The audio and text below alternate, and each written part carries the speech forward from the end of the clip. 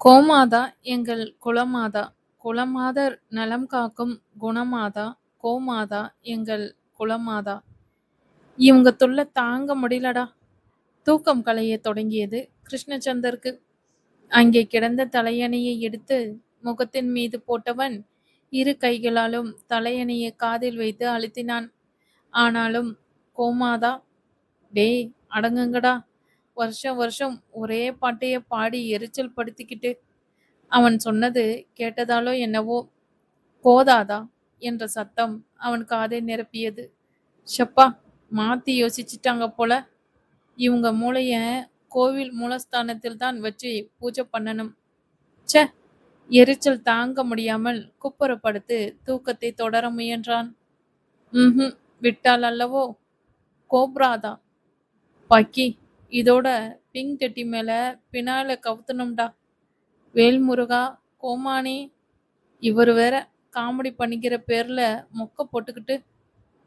பாலூட்டும் அன்பிலே அன்னை நீயே, பழகும் உறவிலே பிள்ளை நீயே.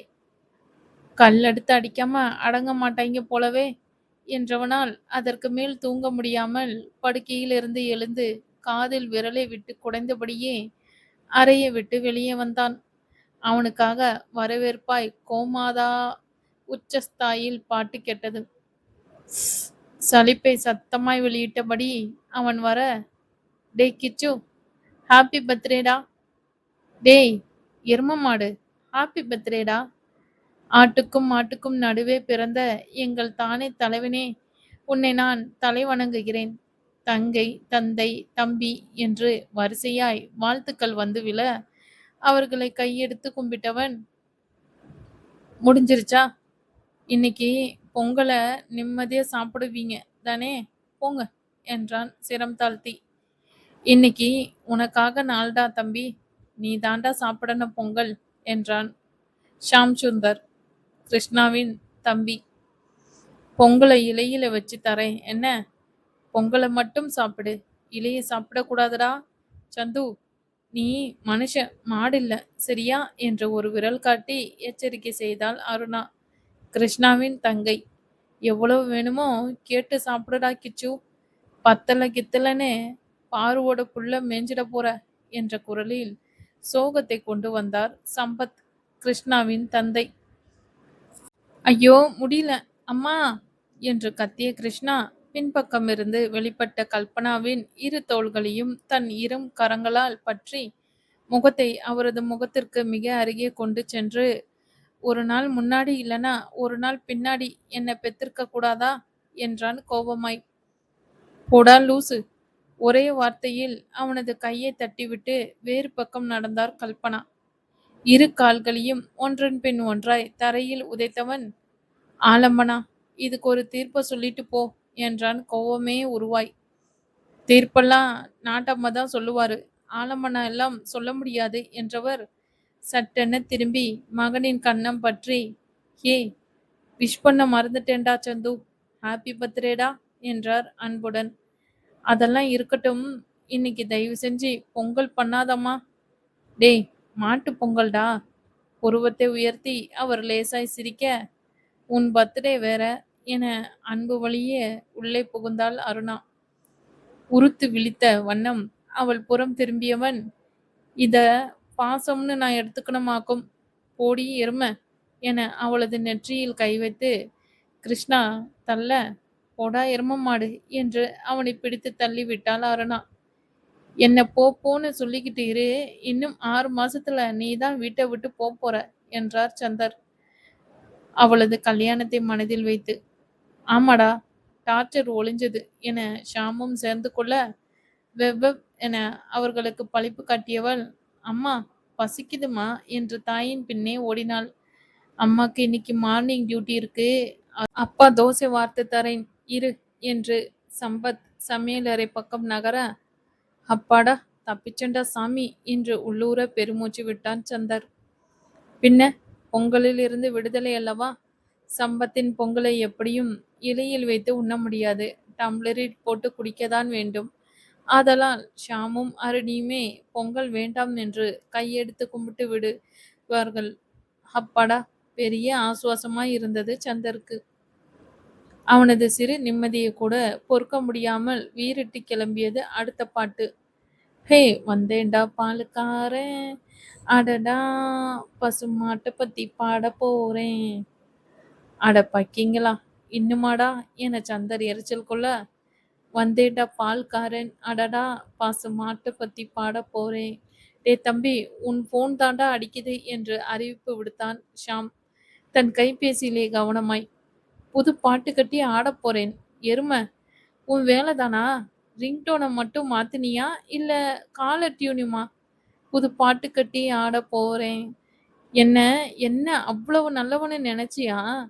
இருக்கிற எல்லா டியூனையும் மாத்திட்டேன். இவனோட என்று தலையில் அடித்தபடி கைபேசிக்கு வலை வீசினார் சந்தர்.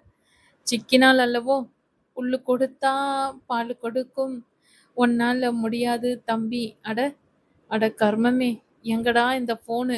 படுக்கையில் உதறி முடிப்பதற்குள் பாதி புல்ல பொறக்குதப்பா பசுமால் தாய்ப்பாலை நம்பி என அவனை துதிப்பாடியது கைபேசி. டேய் டேய், எனக்கு இன்னும் கல்யாணமே ஆவலடா, அதுக்குள்ள புள்ள குட்டிய வளர்க்க வச்சிட்டீங்களே என்றவனுக்கு நிம்மதியளிக்கும் வண்ணம் கட்டிலின் கீழே கிடந்தது கைபேசி. ஷப்பா என்றபடி அவன் அதை உயிர்ப்பிக்க, அங்கேயும் ஒரு பாட்டு. சொன்னபடி கேளு, மக்கர் பண்ணாதே. சேச்ச, என்னுடைய ஆளு, மக்கர் பண்ணாதே.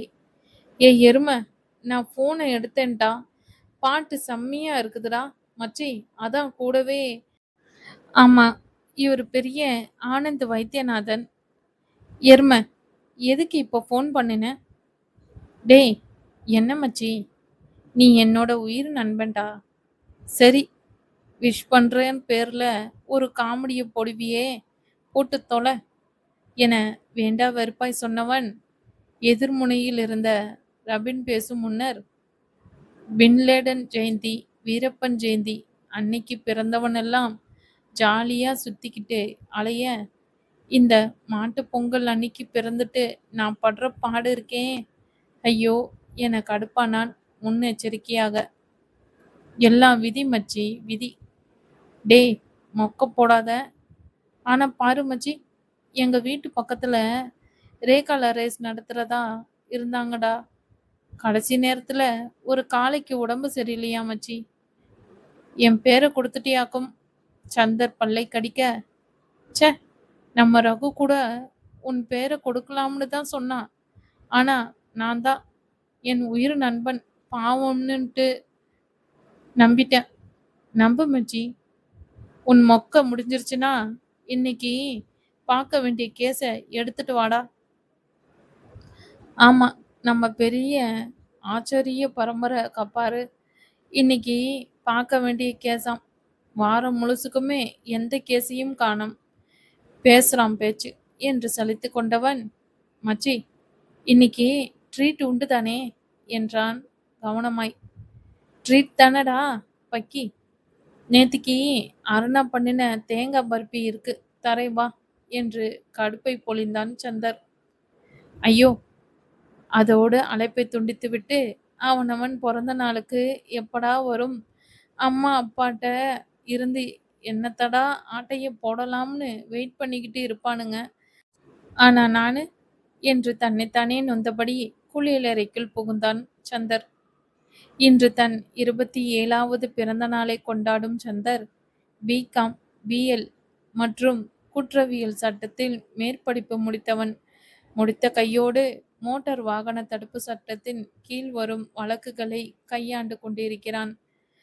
காலை கடன்களை முடித்துக்கொண்டு அவன் வெளியே வருவதற்கும், பாண்டிச்சேரி ஜிம்மர் மருத்துவமனையில் தலைமை செவிலியராக பணிபுரியும் கல்பனா ஆஸ்பத்திரிக்கு கிளம்புவதற்கும் சரியாக இருந்தது. இன்னும் குளிக்கலையா சந்து? என்னடா இது என அவர் அழுத்துக்கொள்ள, இன்னைக்கு ஒன்றும் வேலை இல்லம்மா. என்னைக்குதான் உனக்கு வேலை இருந்திருக்கு? அருணா தோசையை வாயில் அடைத்து கொண்டே நடுவில் புக, அருணி பேசாம சாப்பிடு என அடுக்கையில் இருந்து சத்தம் கிளம்பியது சம்பத்திடமிருந்து. வருவாய்த்துறையில் 35 வருடங்கள் பணியாற்றிய அனுபவம் அவர் குரலில் கண்டிப்பை புகுத்தியிருந்தது. சரிங்க ஷம்யூ என அவள் தோசை பொடியில் கவனத்தை செலுத்தவும், அப்பா அம்மாங்கிற மரியாதையே இல்ல. என் ஃப்ரெண்டு மல்லிகா வீட்டில் அவ பசங்க எல்லாம் அவளோட ஹஸ்பண்ட் முன்னாடி நின்னு பேசக்கூட மாட்டாங்களாம் என அங்காளாய்த்தாள் கல்பனா. அவ்வளோ கேவலமா இருப்பாராமா அவரு என்று அருணியும், அந்த குடிகாரன் முன்னாடி அவனோட பசங்க இல்ல, வேற யாருமே நின்னு பேச முடியாது, நாத்தம் குடலை உருவும் என்று சந்தரும், ப்ளீஸ் ஆலமனா, ஷாம்புவ அந்த சாக்கடையோட நோ கம்பரிசன் என்று சந்தரும் ஆளாளுக்கு திருப்பிக் கொடுத்தனர். ஐயோ முருகா, தலையில் அடித்துக் கொள்வதைத் தவிர வேறு வழியில்லாமல், என்னங்க வரேன் என்ன என்று கணவனிடம் சொல்லிக்கொண்டு செருப்பை மாட்டினார் கல்பனா. சரிம்மா, மதியத்துக்கு ஷாம் கிட்ட சாப்பாடு கொடுத்து விடுறேன். கல்பனாவுக்கு செய்தியாகவும் ஷாமிற்கு முன் அறிவிப்பாகவும் சம்பத் மொழிய, அப்பா என கத்தினான் ஷாம். அவனது கத்தலின் அர்த்தம் புரிந்தவராய், நேத்து சந்தர் போனான்டா, இன்னைக்கு நீதான் என்றார் கராராய். ஆ, நானே 2 நாள் லீவ்ல பாண்டி வரேன். அப்பவும் சாப்பாடு கூடயே கொடுத்துட்டு ஹாஸ்பிட்டல் போகணும்னா நோ வே, விடுங்கப்பா நான் போறேன் என சந்தர் முன்வர, அதெல்லாம் கிடையாது ஷாம், நீ தான் போகணும்.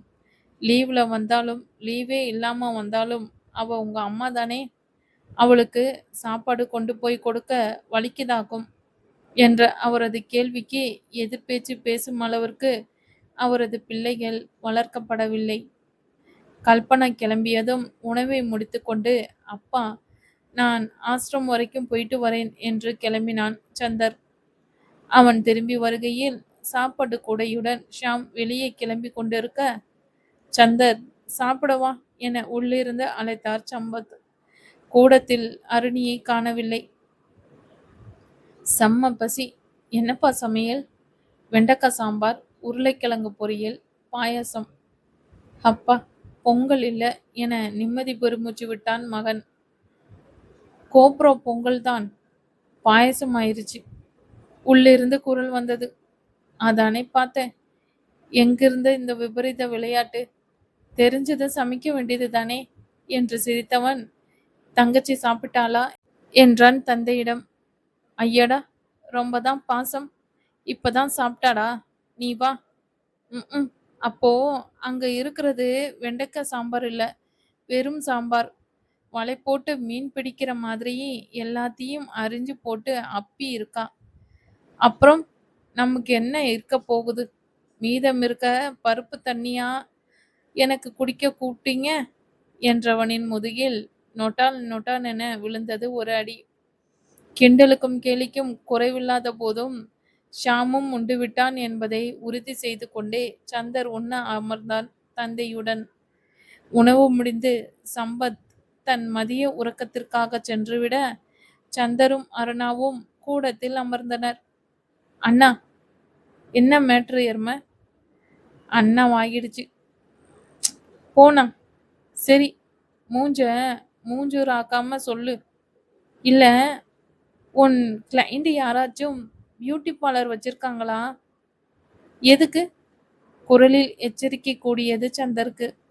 இல்ல, கல்யாணத்துக்கு பிரைடல் மேக்கப் போடணும், கம்மி காசுல போடணும், ஷார்ட் டைம்ல போடணும், சேம் டைம் ரொம்ப நேரம் கலையாம இருக்கணும், பார்க்க பளிச்சுன்னு இருக்கணும். அப்படி யாராச்சும் உனக்கு தெரியுமா? அதுக்கு நீ பச்சை தான் குத்தணும் என்றான் சந்தர் கடுப்பாய். அருணி காலியானான், அவன் காலியானான். ஒரு வாரம் கடந்த நிலை. ஷாம் சுந்தர் பொங்கல் விடுமுறை முடிந்து தன் வேலையிடமான சென்னைக்கு சென்று விட்டிருந்தான். சம்பத் சிதம்பரத்தில் நடக்கும் ஒரு உறவினர் திருமணத்திற்கு சென்றிருந்தார். வீட்டில் அருணா, கல்பனா, சந்தர் மூவர் மட்டுமே இருந்தனர். அம்மா, ரஞ்சு வீட்டுக்கு யாரோ புதுசா குடி வந்திருக்காங்கம்மா என்று கல்பனாவின் காதில் கிசுகிசுத்தாள் அருணா. குடிதானே வந்திருக்காங்க, குடும்பமே குடிச்சிட்டு வந்த மாதிரி எதுக்கு இந்த அஸ்கி வாய்ஸுங்கிற? ம் என அவள் பின்னாடி இருந்து சந்தர் காதை திருக, சும்மா ஒரு எஃபர்ட். எங்க இருந்து வந்திருக்காங்களாம்? தகவல் அறிய உள்ளே புகுந்தார் கல்பனா. என்னை கேட்டா அலட்சியமான அருணா தலையை திருப்ப, ரொம்ப பண்ணாத. இந்நேரத்துக்கு அவங்க பொண்ணு எங்க சுடிதார் வாங்கணுங்கிற அளவுக்கு விஸ்- என்னவோ ஐஃபை அன்சிகா கணக்கா எதுக்கு இந்த சீனு என்ற சந்தருக்கு தான் வசமாய் மாட்டிக்கொண்டு இருக்கிறோம் என்பது தங்கையும் தாயும் ஒரு சேர இடுப்பில் கை வைத்து முறைக்கும் வரையிலும் புரியவில்லை. என்ன சொன்னோம் என ஒரு நொடி யோசித்தவன் அடுத்த நொடியில் தொடக்கத்திற்கு முன்பே வண்டு முருகா வசமா சிக்கிட்ட போலவே என்று ஜெர்க் ஆகிவிட்டான். அதற்கேற்றாற்போல் ஆக பக்கத்து வீட்டு ஒரு பொண்ணு குடி வந்திருக்கிற அளவுக்கு உனக்கு தெரியுது என்று கேள்வியுமாய் புருவம் உயர்த்தினாள் அருணா. ஹே, என்ன டோனே மாறுது? அதெல்லாம் இல்ல. வண்டி எடுக்கும்போது லாரியில இருந்து திங்ஸ் எடுத்துக்கிட்டு போயிட்டு இருந்துச்சு. So just like that. அந்த பொண்ணு மட்டும் திங்ஸ் எடுக்கலையே, 2 3 ஹெல்ப்பர்ஸ் கூட தானே எடுத்தாங்க. நீ ஏன் அந்த பொண்ணை மட்டும் பார்த்த? அந்த பொண்ணு வரும்போது நான் பார்க்கல. நான் பார்க்கும்போது அந்த பொண்ணு வந்துச்சு. 2க்கும் ஏகப்பட்ட டிஃபரன்ஸ் இருக்கு, தெரிஞ்சுக்கோ என தங்கைக்கு பதில் சொன்னவன், ஆலம்பனா, கோக் பாட்டில் மாதிரி மூச்சு விட்டுட்டு இருக்காம மகனுக்கு சப்போர்ட் பண்ணுங்க என்றான் தாயின் கையை பற்றி. அம்மா, இவன் சரியில்லைம்மா என்று அருணா முறையிடும் போதே, சரஸ்வதி பூஜைக்கும் சரஸ்வதி பூஜை கழுவுற வண்டிய இன்னைக்கு இந்த துடைக்கிறியேன்னு நினைச்சுக்கிட்டு இருந்தேன். இதான் மேட்ரா என்றார் கல்பனாவும் அவனை நம்பாமல். ஆமா, அந்த பொண்ணு பெரிய ரதி. செம்ம சப்ப ஃபிகர். அதுவும் அது ட்ரெஸ்ஸும் சகிக்கல. இதுல மண்டத்தண்டிக்கு ஒரு கண்ணாடி வேற. கூலர் சாமான் கேவலமா இருந்துச்சு. அவன் விமர்சனம் செய்து கொண்டிருக்கும் போதே, ஹலோ ஆண்டி என்றொரு குரல் வாசலில் இருந்து கேட்டது. மின்னலென பாய்ந்த பார்வை வட்டத்தில் சிக்கினாள் அவள். ஐயையோ, கேட்டிருப்பாளோ? சந்தரின் மனம் சுணுங்கியது. ஒரே நிமிடம்தான். உண்மையை தானடா சொன்னோம். கேட்டா கேட்டுட்டு போகாட்டி இன்னொரு வாட்டி சொல்லிக்க போறா, காட்டுவோம் என்ற அலட்சியம் அடுத்த வினாடி அவனை ஆக்கிரமித்தது. தெனாவட்டை முகத்தில் அளவுக்கு அதிகமாய் அப்பி அவன் அமர்ந்திருக்க, வாமா என்று அவளை உள்ளே அழைத்தார் கல்பனா. ஹாய் ஆண்டி, நாங்க பக்கத்து வீட்டுக்கு புதுசா குடி வந்திருக்கோம் என அவள் தொடங்க, அதான் தெரியுமே என்ற அருணாவிற்கு ஒரு முறைப்பு பரிசாய் போக, ஹே, நீங்க தான் அது. யாரோ நம்மளை குறு குறுன்னு பார்த்துக்கிட்டே இருக்காங்கன்னு மம்மி கிட்ட சொன்னேன். அவங்க தான் நம்பல. பாண்டிச்சேரியில் இருக்கிறவங்க எல்லாம் டீசன்ட் பப்ளிக்னு கதை அளந்தாங்க என்று நக்கலாய் இன்னொரு பரிசு கொடுத்தாள் வந்தவள். அந்த நிமிடமே அருணாவிற்கு அவளை பிடிக்காமல் போய்விட்டது. சட்டென முகம் சுருங்க கல்பனாவிடமிருந்து பெற்ற பரிசை கிஃப்ட் ரேப்பரை கூட பிரிக்காமல் சந்தருக்கு அனுப்பி வைத்தாள். கல்பனாவிற்கு அவள் பேசியதை பிடிக்கவில்லைதான். ஆனால் வீட்டிற்கு வந்தவளிடம் முகத்தில் அடித்தது போல் பேசவும் மனமில்லை. முகத்தை சிரித்தாற் போல வைத்துக்கொண்டு, உன் பேர் என்னம்மா என்றார். அனு. அனுலையா என்றாள் அவள். பெரிய கலாலையா? அனுலையான்னு சொல்றது தானே, அதென்ன நொனு நொனுலையா என்று உள்ளுக்குள் பல்லை கடித்தாள் அருணா. அழகான பேர். எதுவும் ஹெல்ப் வேணுமாமா என கேட்டார் கல்பனா. அதெல்லாம் வேண்டாம். பேக்கர்ஸ் அண்ட் மூவர்ஸ் கிட்ட தான் விட்டிருக்கோம், அவங்க பார்த்துப்பாங்க. மம்மி பால் காய்ச்சறதுக்கு உங்களை இன்வைட் பண்ணிட்டு வர சொன்னாங்க. ஹே, அப்படியா? நான் டியூட்டிக்கு போகணுமே என லேசாய் இழுத்துவிட்டு, அருணியை வர சொல்றேன் என முடித்தார் கல்பனா. பல்லை கடித்த வண்ணமே ஆலம்பனவை முறைத்தாள் அருணா. உதட்டை மடக்கி சிரிப்பை உள்ளே தள்ளிய சந்தருக்கு கண்கள் கசிய விட்ட கேலியை அடக்கும் வகை தெரியவில்லை. ஓகே, சரி ஆண்டி, நான் கிளம்புறேன் என விடை பெற்றாள் அனு.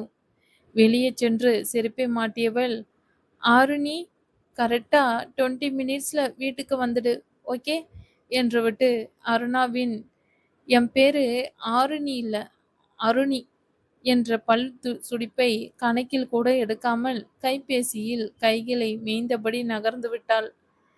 நான் அவ வீட்டுக்கெல்லாம் போக மாட்டேன். அருணி, அந்த பொண்ணுக்கு கேட்டுக்க போகுதுடி. கேட்டா கேட்கட்டும். அவ மட்டும் நம்மள இன்டீசென்ட்னு சொல்லலாமா? ரொம்ப திமிரு. அவ எப்படியும் இருக்கட்டும். நாமளா இருப்போம். சூப்பர் ஆலம்பனா. இது வல்லவா அட்வைஸ் என்று பல நிமிட அமைதிக்கு பின்னர் உள்ளே புகுந்தான் சந்தர். சந்தர், உனக்கு வேலை எதுவும் இல்லையா? 2 கேஸ் ஹியரிங் வருதுன்னு சொன்னியே, போகல என அவனை விரட்டினார் கல்பனா. என்னோட ஜூனியர்ஸ் பார்த்துக்கோங்கம்மா என அவன் மிதப்பாய் சொல்ல, பணத்துக்கு பதிலா வர தேங்காய் மூடிக்கு இப்போ பங்குக்கு ஆள் வந்துட்டாங்களாக்கும், விளங்கிடும் என திருப்பி கொடுத்தார் கல்பனா. அருணா அணுவை மொத்தமாய் மறந்துவிட்டு சிரிப்பில் தன்னை தொலைக்க வயிற்றை பிடித்து கொண்டு சிரிப்பவளை கண்ணெடுங்க பார்த்தவன், ஆலம்பலா, என்ன ரொம்ப அசிங்கப்படுத்துறீங்க என்றான் கடுப்பாய். பின்ன 4 இடத்துக்கு போய் 4 பேரை பார்த்தாதானே கேஸ் வரும். இங்கேயே உட்காந்து பக்கத்து வீட்டு பொண்ணை சைட் அடிச்சா கேஸ் கிடைச்சிடுமா? இப்போ உங்களுக்கு நான் கோர்ட்டுக்கு போகாதது பிரச்சனையா, இல்ல அந்த பொண்ணை பார்த்தது பிரச்சனையா? கொக்கி குமாரன நிரூபித்தான் சந்தர். 2மே தான் என கல்பனாவும், நீ மட்டும் பட்டிக்காட்டா மிட்டாய் கடையை பார்த்த மாதிரி அந்த பொண்ணை ஆன்னு பார்க்காம இருந்திருந்தா அவ இப்படி பேசியிருப்பாளா? உன்னால தாண்டா எல்லாம் என்று அருணாவும் ஒருங்கே அவன் மீது பாய்ந்தனர். முடியல யுவர் ஆனர், முடியல என்று தலையில் கை வைத்தவன், எனக்கு இன்னைக்கு ஐ ஹாஸ்பிட்டல்ல சர்வீஸ் இருக்கு, நான் போறேன் என்று கிளம்பி விட்டான். இத முன்னாடியே பண்றது தானே? கல்பனாவின் முன்முடிப்பை காதில் வாங்காமல் வெளிவாசற் கதவு வரை சென்றவன் போன வேகத்தை விட 2 மடங்கு வேகத்தில் உள்ளே ஓடி வந்தான். பெண்கள் இருவரும் என்னவோ ஏதோ என்று பார்க்க, ஹே அருணி, சீக்கிரம் போய் பெயிண்ட் அடிச்சுக்கோ. 20 மினிட்ஸ் 10 மினிட்ஸ் இப்பவே சுவாகா ஆயிடுச்சு. அவங்க வீட்டுக்கு போகணும்ல. பொறுப்பு புண்ணுசாமியாய் அவன் கண்ணை விரித்து கூறவும், டீப்பாய் மேல் கிடந்த டம்ளரை எடுத்து அவன் மீது வீசினாள் அருணா. டம்ளர் அவனை எட்டுவதற்குள் அவன் கதவை எட்டியிருந்தான். கிட்டத்தட்ட 3.5 மணி நேரம் கழித்து சந்தர் வீட்டிற்கு வந்தபோது வெளிவாசலிலேயே காத்திருந்தாள் அருணா.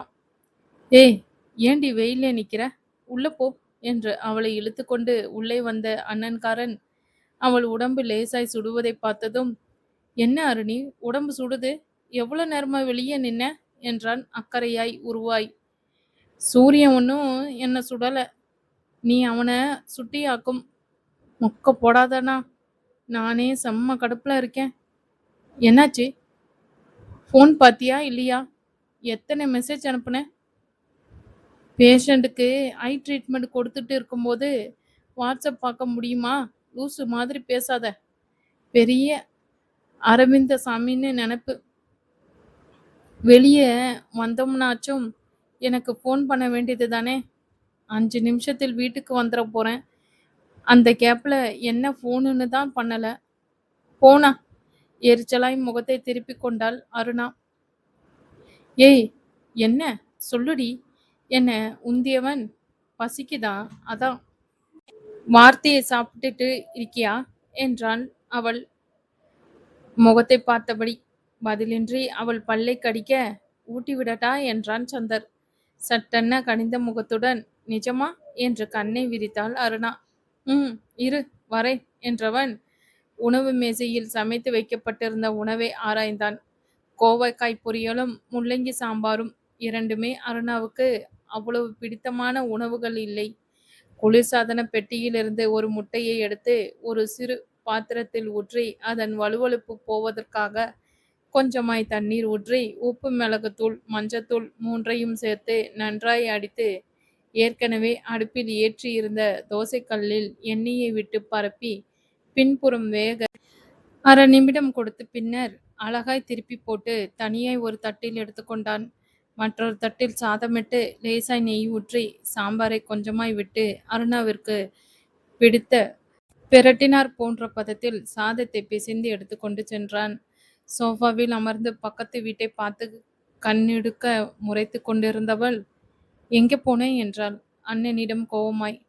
அவள் கேள்வியின் நே முடிவதற்குள் ஒரு வாய் உணவை உள்ளே திணித்தவன் ஆம்லெட்டையும் பீய்த்து அதற்குள் அடைத்தான். ஆ ம், 4 வாய் உள்ளே போகும் வரை ஆம்லெட்டிலேயே கவனமாய் இருந்தவள், அண்ணா கோவக்காவை வைக்கல, சாப்பிடலன்னா அம்மா திட்டுவாங்கண்ணா என்றாள் அரியா பிள்ளை போல். ரொம்ப சீன் போடாதடி, உன்னதையும் சேர்த்து நானே சாப்பிட்டுடுறேன் என்றவனை வாயெல்லாம் பல்லாய் பார்த்தவள், ஆனாலும் உனக்கு என் மேல பாசம்தான் இல்லையாண்ணா என்றாள். அவன் தாடை பற்றி, பாசமெல்லாம் இல்ல பக்கி, பக்கத்து வீட்டு பீட்டர் மேல இருக்க கோவத்துல எங்க பிராண்டி விட்டுருவியோன்னு பயந்துதான். போடா என முகத்தை திருப்பிய போதும், அது வெறும் பீட்டர் இல்லனா, பீஸா பண்ணு பீட்டர். ஐயையோ, அது பண்ற அலப்பறை இருக்கே சாமி, தாங்கல என்று தலையில் கை வைத்து கொண்டாள். என்ன பண்ணுச்சு? அவங்க அம்மா அப்பா எல்லாம் செம்ம ஸ்வீட்டுனா, உனக்கு போன உடனே ஸ்வீட்டு கொடுத்தக்கலாங்கவும். சி போ.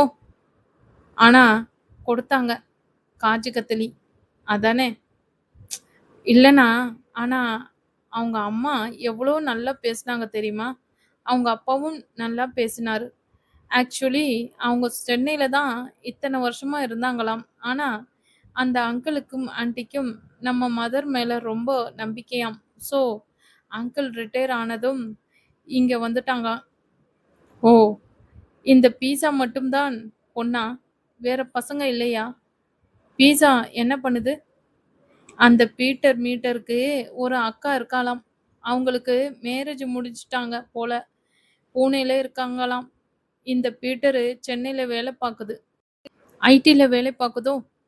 பீட்டர் காரணம் அறிந்த குரலில் அவன் கேலியாய் வினவ, வாயிலிருந்த உணவை வேகமாய் உள்ளே தள்ளியவள், ஆமாண்ணா.